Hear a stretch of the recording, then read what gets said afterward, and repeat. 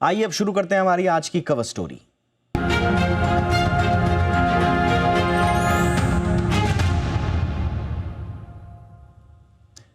RBI की 3 दिनों की मौद्रिक नीति समिति यानी कि एमपीसी की बैठक आज से शुरू हो गई है और अब सबकी नजर आने वाले फैसले पर टिकी है। खासतौर से home loans, car loans, EMI भरने वालों के लिए तो ये बैठकें बड़ी महत्वपूर्ण होती हैं, क्योंकि अगर रेपो रेट में कटौती होती है तो लोन सस्ते होते हैं, बाकी चीज़ों पर भी असर पड़ता है। यानी आने वाला शुक्रवार काफ़ी खास होने वाला है। महंगाई यानी कि इन्फ्लेशन इस समय काफ़ी कंट्रोल में है। अक्टूबर के आंकड़े भी राहत देने वाले हैं। जीडीपी भी बम्पर ग्रोथ के नंबर्स लेकर आई है। चालू वित्त वर्ष की दूसरी तिमाही में भारत की जीडीपी ग्रोथ 8.2% रही। चौंका दिया सबको, इतनी अच्छी ग्रोथ ने पिछले साल के मुकाबले काफ़ी बेहतर रही। ये दोनों संकेत बताते हैं कि अर्थव्यवस्था अभी मजबूत स्थिति में है। लेकिन जी बिजनेस से एक्सक्लूसिव बातचीत में आरबीआई गवर्नर ने यह भी संकेत दिए थे कि इस वक्त संकेत जो मिल रहे हैं पिछली एमपीसी की बैठक में, वो ये साफ तौर पर मिल रहे हैं कि रेट कट्स हो सकते हैं। हमारे साथ इस मुद्दे पर बातचीत करने के लिए ख़ास मेहमान जुड़ चुके हैं। आइए चर्चा की शुरुआत करते हैं। अतुल जोशी सर हमारे साथ जुड़ चुके हैं, founder and CEO oyster capital. Good evening sir, बहुत बहुत स्वागत है आपका। और हमारे साथ हैं रमेश सिंह सर, पूर्व ईडी देना बैंक से। बहुत बहुत स्वागत है रमेश सर आपका भी हमारे शो पे। जोशी सर, क्या एक्सपेक्ट कर रहे हैं इस बार की एमपीसी बैठक से सर? रेट कट्स उम्मीद करें या ना? मेरे ख्याल से तो नहीं करना चाहिए। जो रेट कट अब तक हुए हैं उसका ट्रांसमिशन खास करके गवर्नमेंट ऑफ इंडिया सिक्योरिटीज में देखा जाए तो बहुत ही कम हुआ है। मान लीजिए 15 basis point against almost 1% cut. तो ट्रांसमिशन जो डेट मार्केट है, जो कंप्लीटली मार्केट ड्रिवन है, गवर्नमेंट ऑफ इंडिया सिक्योरिटी सबसे ज्यादा लिक्विड सिक्योरिटी है, उसमें अगर ट्रांसमिशन नहीं हो रहा है तो ऑब्वियसली मार्केट कुछ अलग स्टोरी समझ रही है इन्फ्लेशन के बारे में। और रेट कट की इफेक्ट ना तो गवर्नमेंट को बेनिफिट मिल रहा है, ना तो आरबीआई को सेटिस्फेक्शन मिल रहा है। दूसरी चीज, जो डेटा आ रहे हैं वो मेरे ख्याल से इन अ वे टू स्पीक थोड़ा कंफ्यूजन है और कॉन्फ्लिक्टिंग भी है। कंफ्यूजन है कि क्या हम ग्रो कर रहे हैं या हम स्लो डाउन हो रहे हैं। कॉन्फ्लिक्ट ये है कि जीडीपी का डेटा हाई आ रहा है, लेकिन जो हाई फ्रीक्वेंसी डेटा है जैसे कि आईआईपी वगैरह है, उसमें कहीं ना कहीं हमको थोड़ा वीकनेस दिख रहा है। 8 कोर इंडस्ट्रीज को हम वीकनेस की तरफ जाते हुए देख रहे हैं।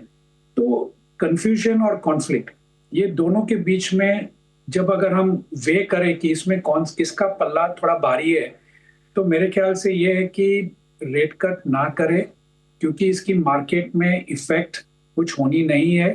तो हेडरूम आगे चल के बना रहे, इसके लिए पॉलिसी को जहां पर है वहीं पे रखे।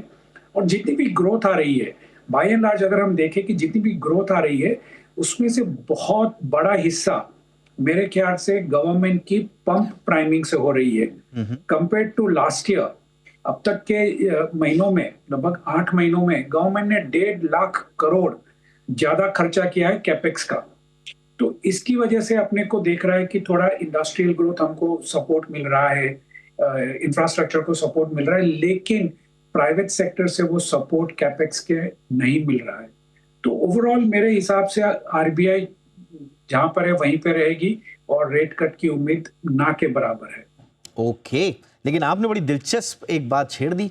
जीडीपी ग्रोथ को लेकर आपने एक शंका जाहिर की है। मैं डिटेल में आऊंगा आपके पास सर कि उस शंका के और आधार क्या है, थोड़ा सा क्लियर कीजिएगा। मेरे को मोटा मोटा समझ में आया नहीं, बट यस, उसको आपसे हम तफसील से समझेंगे। रमेश सिंह सर, आप क्या एक्सपेक्ट कर रहे हैं? सर तो कह रहे हैं कि रेट कट नहीं आएंगे इस वक्त, ऐसा उनको लगता है, उनका नजरिया है। आपका नजरिया सर? जोशी जी की राय से मैं भी सहमत हूँ। अच्छा, लगभग रेट कट नहीं होंगे। जिस हिसाब से इकोनॉमी में जो सिचुएशन हम लोग देख रहे हैं, मैं भी देख रहा हूँ कि जीडीपी ग्रोथ और इन्फ्लेशन, ये सारे जो डाटा आ रहे हैं, वहां से रेट कट नहीं आने की संभावना ज्यादा बढ़ गई है। जहां तक रिपो रेट कट की बात है, तो पिछले 1 साल से अब तक 1% पूरे रिपो रेट कट हुए, 1% फुल। इसी बीच में जो पूरे मार्केट को सरप्राइज दिया वो ये था कि सीआरआर कैश रेशियो भी काफी 1% से कम कर दिया, जिससे कि लिक्विडिटी बैंकों में उतने एक्सटेंट तक रिलीज हुई। तो मुझे लगता है कि रेट कट नहीं आएगा। ये इसके संभावना बहुत ज़्यादा है। रही बात उससे लिंक जो मार्केट में एक्सपेक्ट कर रहे हैं, जैसे कि आपकी प्रीव्यू दिखा रही थी कि लोगों को शुक्र तक का इसका इंतजार है। और सर आपके कट नेटवर्क आएंगे में तो थोड़ा उससे इशू आ रहा है, मैं टीम से बोलूंगा कि वो ठीक करे नेटवर्क को, फिर आएंगे। अतुल सर आप थोड़ा सा समझाइए सर, क्योंकि देखिए आप दोनों ने कहा है कि रेट कट नहीं आएंगे, लेकिन एक्सपेक्टेशंस के पैमाने अलग अलग हैं। आप कह रहे हैं कि ग्रोथ को लेकर आपको आशंका है, सर कह रहे हैं कि ग्रोथ अच्छी है, इन्फ्लेशन कंट्रोल में है, तो स्टिमुलस की शायद ज़रूरत ना समझे आरबीआई। आप कह रहे हैं कि ग्रोथ के नंबर्स को समझने में ही थोड़ा नज़रिया का फ़र्क है। तो सर हमें बताइए, ये जो ग्रोथ का बम्पर जीडीपी नंबर आया है, इस पर आपको कोई शक? नहीं, कोई शक नहीं है। ऐसी नंबर्स तो जो है वो है, हाँ। लेकिन जो अगर हम देखें, इसके दो पैमाने होते हैं। एक होता है नॉमिनल जीडीपी, एक होता है रियल जीडीपी, और दोनों के बीच में जो डिफरेंस है वो एक जीडीपी डिफ्लेटर करके कहा जाता है। लेकिन मान लीजिए उसको हम इन्फ्लेशन की प्रॉक्सी मान लेते हैं, तो क्या होता है कि नॉमिनल जीडीपी जो है वो, मान लीजिए कि कोई आइटम है, हम मान लीजिए कि जीडीपी के बदले कोई आइटम है, वो पिछले साल 100 रुपये में बिकी और ये साल 108 रुपये में बिकी, तो हम क्या ये कह सकते हैं कि 108 में बिकी तो 8% ग्रोथ रेट हुआ? नहीं, क्योंकि आइटम तो एक ही बिकी है। उसके दो आइटम बिके या कुछ ऐसे हो जाए तो हम कह सकते हैं कि, तो क्या होता है कि 108 में से 8 रुपया जो इन्फ्लेशन की वजह से बढ़ा है, उसको हमें डिडक्ट करना है, तो ग्रोथ हमारी फ्लैट हो जाएगी। तो वही GDP deflator in a way to speak हम कह सकते हैं। ये बहुत ब्रॉड, बहुत क्रूड अंडरस्टैंडिंग है, लेकिन एक अच्छी तरह से समझने के लिए ये एक प्रॉक्सी हम समझ सकते हैं। तो हमारा जो नॉमिनल जीडीपी है वो धीरे धीरे करके लगभग 8.9 के आसपास आ चुका है, मतलब सब 9% आ चुका है, जबकि वो पहले 11% था। तो 11% जब था तो हमारा इन्फ्लेशन 4%, 4.5%, 5% उसके आसपास चल रहा था। तो इसकी वजह से हमारा जो जीडीपी ग्रोथ था वो 7% के आसपास आ रहा था, या 6.5 7 के बीच में घूम रहा था। अब हुआ ये है कि नॉमिनल जीडीपी कम हुआ है, लेकिन इन्फ्लेशन उससे ज्यादा कम हुआ है। इन्फ्लेशन ऑलमोस्ट 0 के आसपास आ चुका है, लेकिन नॉमिनल जीडीपी भी तो कम हुआ है, 11 से कम होके 9% के आसपास आ चुका। तो जो 8.2% है, अगर हमारा इन्फ्लेशन 4.5% रहता तो शायद हमारा जीडीपी 4.5% होता, ना कि 8%। तो ये जो कश्मकश है इन्फ्लेशन और जीडीपी डिफ्लेटर को लेके, कि हम ग्रोथ कर रहे हैं, लेकिन यस ग्रोथ कर रहे हैं, लेकिन इसमें ज्यादा हिस्सा जीडीपी डिफ्लेटर का है और ना कि नॉमिनल ग्रोथ का। और उसको हम कैसे काउंटर वे करें? तो जैसे मैंने कहा कि कॉन्फ्लिक्ट भी है और कंफ्यूजन भी है, तो ये है कि हम डेटा देख ले आईआईपी का, हम डेटा देख ले 8 कोर इंडस्ट्री का, तो उसमें हमको बहुत ही स्ट्रेट दिख रहा है कि वहां पर वीकनेस आ रही है। आईआईपी का डेटा नीचे की तरफ जा रहा है, कोर इंडस्ट्री का डेटा नीचे की तरफ जा रहा है, तो कहीं ना कहीं इंडस्ट्री में वो वीकनेस आ ही रही है। तो हमको ये, इसकी वजह से मैं कह रहा हूं कि यस 8.2% ग्रोथ ठीक है, बट उसमें डिफ्लेटर का हिस्सा ज्यादा है ना कि ग्रोथ का। तो उसकी वजह से हमको थोड़ा समझ के चलना चाहिए। एब्सोल्युटली, और इसीलिए बार बार कहा जा रहा है कि आप जीडीपी के नंबर्स को तो देखिए, साथ में नॉमिनल जीडीपी देखिए जो कि 9 से नीचे आ गई है, और जब तक आप उसका आकलन नहीं करेंगे, वस्तुस्थिति संभवतः आप असल तरीके से नहीं आंक पाएंगे। Ramesh Singh sir, please continue कीजिए सर, वो रीजंस जिनकी वजह से आपको लग रहा है कि इस बार रेट कट्स नहीं आ रहे हैं। के बारे में मैं बताता कि ये रेट कट नहीं आएगा। मैं जहाँ तक आप बताए थे कि शुक्रवार को लोगों को इसका इंतजार है, खास करके जो लोन लेते हैं उनके लिए, कि उसकी ईएमआई अमाउंट कम हो जाएंगी। तो मैं बता दूं कि रिजर्व बैंक ऑफ इंडिया का जो डाटा आया करता है एवरेज लेंडिंग रेट के, वो जनवरी 2025 में जो फ्रेश लेंडिंग रेट थे उस समय के, जो फ्रेश लोन्स के, वो 9.30 से आज 8.70 8.65 पे पहुंच चुके हैं। और आउटस्टैंडिंग लोन के जो डाटा आरबीआई का आता है वो 9.80 से अभी 9.30 9.32 पे आ चुका हो। तो ट्रांसमिशन इस साल भर में जो एवरेज लेंडिंग रेट में दिखाई दे रहा है, ये तो मैं आरबीआई के डाटा से कह सकता हूँ, और उन्हीं के डाटा से कह रहा हूँ कि वो रेट कट का जो 1% रेपो रेट रहेगा, तो वो ट्रांसमिशन काफी हद तक हो चुका है। हाँ, सामने आपको ये भी दिखाई देगा कि हाउसिंग लोन जो कभी एक साल पहले आपको 8.5-9% में थे, वो आज हाउसिंग लोन 7.35 से 8% तक भी वहां पे मार्केट में housing loan rate of interest आ चुके हैं, जिसके कि सारे सारे हम जैसे borrower को इसकी काफी तमन्ना होती है कि रेट कट और भी आए, ताकि और भी रेट ऑफ इंटरेस्ट कम हो। तो ये बिल्कुल सही है कि रेट कट नहीं आएगा। मार्केट में रेट जो चल रही है इंडिकेशंस, जो जीसेक के रेट भी थे, वो भी लगभग उस चीज को डिस्काउंट कर चुके हैं। अभी 2 दिन पहले जहां पे जीसेक के रेट काफी नीचे गए थे, वो फिर से अपने लेवल पे आ गए, जो कि मार्केट में इस न्यूज के आने के पहले आ चुका था। तो मैं समझता हूँ कि रेट कट नहीं आएगा और इसकी संभावना काफी ज्यादा है। ओके, तो देखिए अगर इस बार नहीं आ रहा है तो फिर अगला स्पेस या रूम कब बन रहा है और वो मुफीद मौका कब आएगा जोशी सर?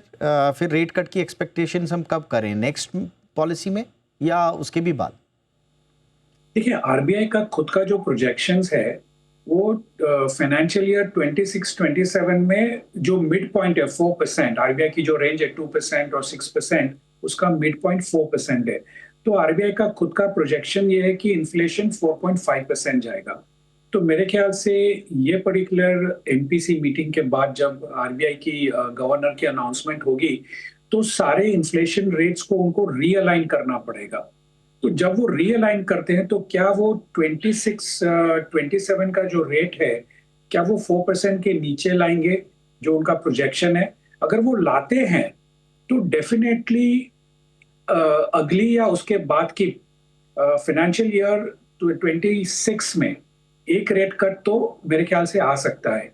और इसमें हमें स्पेसिफिकली सपोर्ट मिलेगा जो ऑयल प्राइस में वीकनेस होगी, जिसकी वजह से कैस्केडिंग इफेक्ट हमारे होलसेल प्राइस इंडेक्स के ऊपर, होलसेल इन्फ्लेशन के ऊपर बढ़ेगी।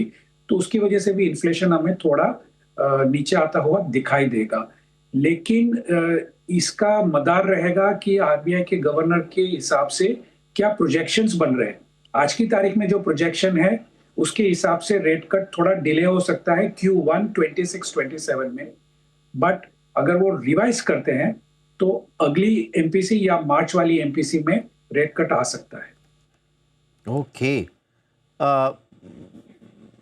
रमेश सिंह सर, क्या रुपए की जो इस वक्त की स्थिति है वो एमपीसी की बैठक में चर्चा का विषय बनेगी और उससे रेट कट के को लेकर जो फैसला होगा उसका क्या प्रभाव होगा रुपए की अभी की स्थिति का?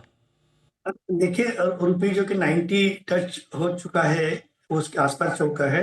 और नॉर्मली होता ये है कि जब आपको डॉलर को और भी वीक करना है, रुपये को स्ट्रांग करना है, तो आपको यहाँ पे रेट ऑफ इंटरेस्ट बढ़ाने पड़ते हैं, रेट ऑफ इंटरेस्ट टाइट करने पड़े, ताकि उससे यहाँ पे ज़्यादा पैसे आए और हम लोगों को रुपये पे प्रेशर ना हो। तो ये लगभग, इससे मुझे नहीं लगता है कि रुपये को अभी और नीचे लाने के लिए रेट ऑफ इंटरेस्ट कम करेगा, तो और ज़्यादा वीक हो जाएगा। कि जब यहाँ पे इंटरेस्ट रेट कम हो जाएंगे और अपने यूएस मार्केट में रेट ऑफ इंटरेस्ट ज़्यादा है, तो लोग पैसे उधर रखना पसंद करते हैं, जिससे कि यहाँ पे इनफ्लो कम होगा तो रुपये पे और प्रेशर आएगा। तो ऐसे नहीं लगता। हाँ, रिजर्व बैंक ऑफ इंडिया की नज़र हमेशा रहती है मार्केट में डॉलर रुपये को बैलेंस करके रखने के लिए। लेकिन ये अभी जो पिछले कुछ दिनों पहले रुपये 87, 88 था और 89, 90 के आसपास, 89, 80 तो 90 भी पहुंच चुका है। ये रिजर्व बैंक ऑफ इंडिया में डिस्कशन का इशू कल भी रहेगा, लगातार रहता है। और इससे मुझे लगता है कि अगर रुपये को और स्ट्रांग करना होगा तो यहाँ पे इंटरेस्ट रेट टाइट करने पड़ेगी, जो कि फिर उसके रिपो रेट बढ़ाना पड़ेगा। वो संभावना इसीलिए और भी कम हो जाती है कि आप रुपये रेट कट एक्सपेक्ट करें कल के मीटिंग में। तो कुल मिला के जोशी सर ये माने कि अगर रेट कट आते हैं तो रुपए पर और दबाव आएगा सर?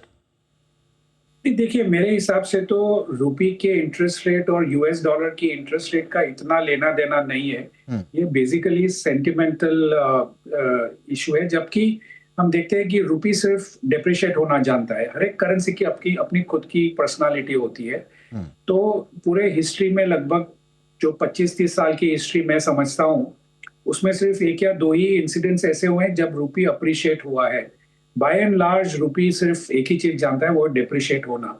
आप देखिए, जितनी भी रिसर्च आती है वो सारी की सारी यही होती है कि रुपये को क्यों डेप्रिशिएट होना चाहिए। चाहे यूएस की इकोनॉमी बंद हो जाए, वो डिफॉल्ट करने के करीब आ जाए, उसका डेट टू जीडीपी ज्यादा हो, उसका इंटरेस्ट रेट का कोई ठिकाना ना हो, कोई पॉलिसी का ठिकाना ना हो, इन्फ्लेशन बढ़ रहा है, तो रेट कट ये उसके हिसाब से रुपी डेप्रिशिएट नहीं हो रहा है। ये जो सारे रिसर्च रिपोर्ट, जो सारे सेंटिमेंट्स बना रहे हैं, वो इतने नेगेटिव है रुपी को लेके कि बाय एंड लार्ज जो भी ये रिपोर्ट्स पढ़ता है वो यही कहेगा कि रुपी को डेप्रिशिएट होना चाहिए। एक दूसरी तरफ से देखें, दूसरा पैमाना देखें कि 91 में हम कहाँ पर थे, लगभग 12 रुपये के आसपास थे। तब हमारी जो परिस्थिति थी और यूएस की जो परिस्थिति थी, क्या उससे हम बुरे हुए हैं या अच्छे हुए हैं? अगर अच्छे हुए हैं तो 12 से 90 की जर्नी कैसे एक्सप्लेन करें? तो मेरे ख्याल से रुपी का इंटरेस्ट रेट से अब कुछ ज्यादा लेना देना नहीं रहा है। ये सेंटिमेंटली जो रिसर्च आ रही है काफी नेगेटिव आ रही है रुपी के बारे में, कुछ भी रीजन से रुपी को जस्ट डेप्रिशिएट होना है, तो उसकी वजह से मेरे ख्याल से रुपी डेप्रिशिएट होते रहेगा। अच्छा, हुआ है ठीक है, होते रहेगा। नहीं चलिए होते रहेगा, तो चलिए आपने जैसे कहा कि एक पर्सनालिटी होती है हर करेंसी की, तो हमने मान लिया कि नियति यही है कि होते रहेगा। लेकिन इस पर जो सीए साहब या दूसरे बयान आ रहे हैं कि इसका होना एक तरह से ठीक ठाक ही है, आप चिंता मत कीजिए, जैसे सीए साहब का आज बयान आया है, वो कह रहे हैं कि एक्सपोर्ट पर कोई असर नहीं पड़ रहा है, इन्फ्लेशन पर कोई असर नहीं पड़ रहा है, होने दीजिए, कोई दिक्कत नहीं है, अगले साल सब ठीक हो जाएगा। क्या मतलब इतना आश्वस्त हो सकते हैं सर कि सब कुछ ठीक ठाक है, डिप्रिशिएट भी हो रहा है तब भी?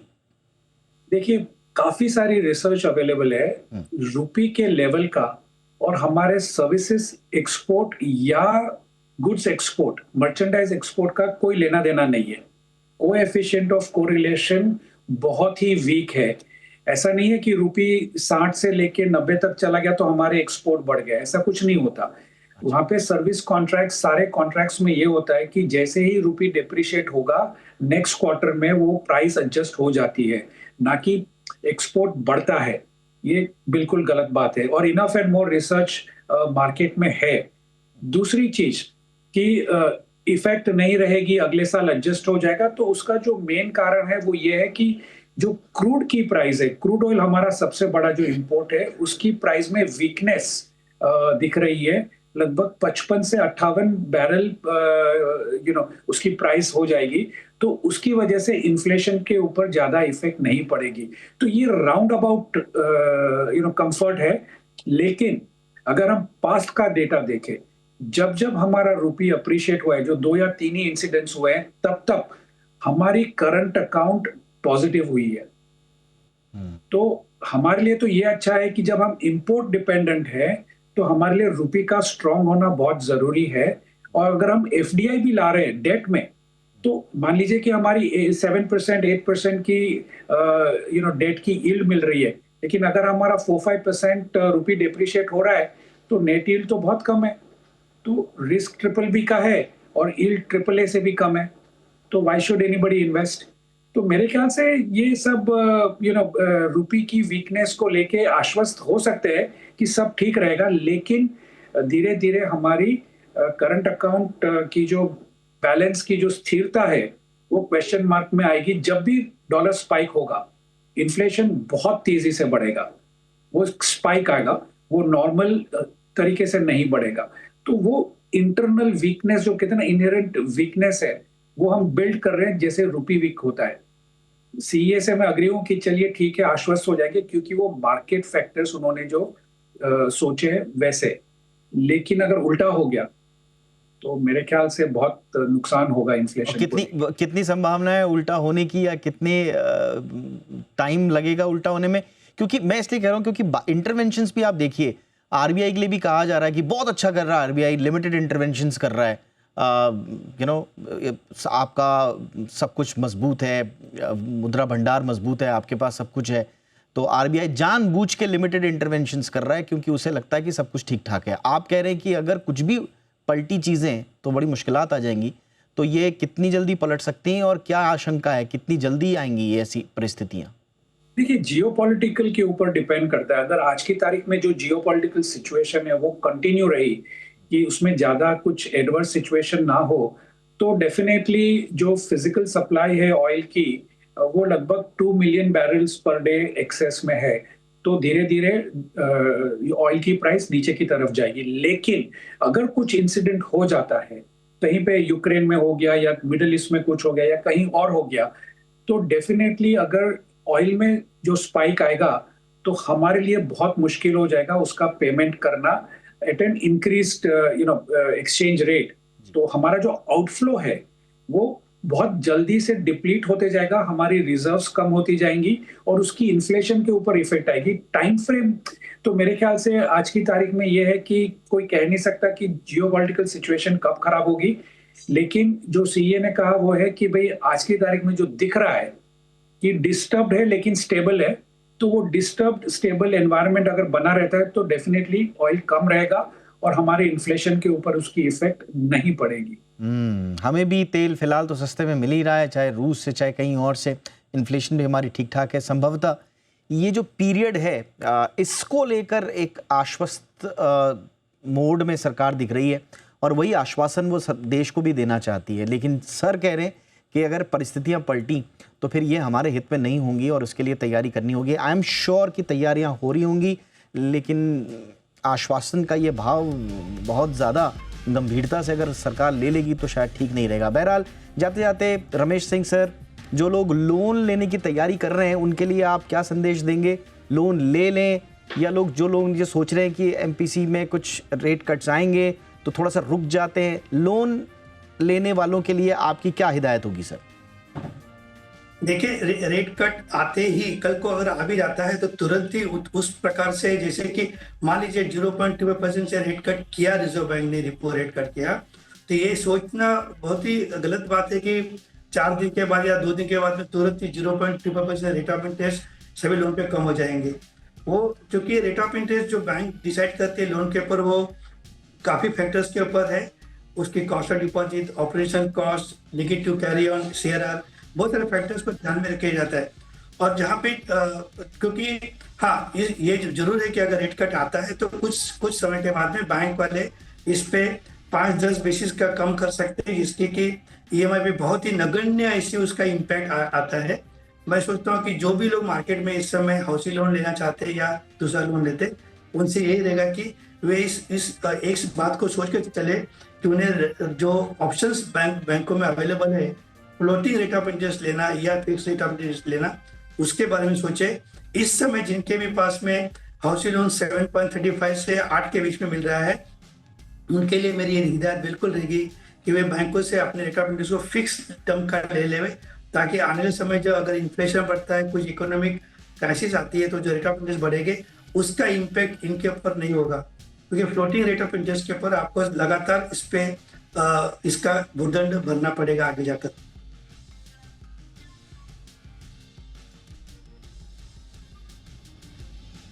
रमेश सर, आप कह रहे हैं फिक्स्ड पे ले लोन, है ना? या मैं तो यही कहूँगा कि इस समय जो रेट ऑफ इंटरेस्ट मार्केट में चल रहे 7.3 से लेके 8% पे जिनको मिल रहा है, उन्होंने फिक्स्ड टर्म को बिल्कुल कर ही लेना चाहिए, ताकि उनको आने वाले समय जब भी इंटरेस्ट रेट बढ़े, रिपो रेट बढ़े, तो रेट ऑफ इंटरेस्ट बढ़ने से उनको कोई दिक्कत नहीं होगी, क्योंकि उन्होंने ऑप्शन फिक्स रेट का एक्सरसाइज करके रखा। लेकिन ये ध्यान रखिएगा कि रेट ऑफ इंटरेस्ट भी आपका सही होना चाहिए, यानी कि 7.35 से 8 के बीच वाला जिनका हो वो फिक्स करें। ठीक है सर, थैंक यू सर, बहुत अच्छी हिदायत दी आपने और उसके रीजंस भी बताए। बहुत बहुत धन्यवाद आप दोनों का। रमेश सिंह सर, आपने वक्त निकाला। अतुल जोशी सर, बहुत नई नई चीज़ें आज पता चली हैं और बहुत अच्छे से आपने उन चीज़ों को भी समझाया जो दरअसल एक आम धारणा लोग बना देते हैं। तो thank you so much for those insights sir. Thank you sir, बहुत बहुत शुक्रिया। ये थी हमारी कवर स्टोरी।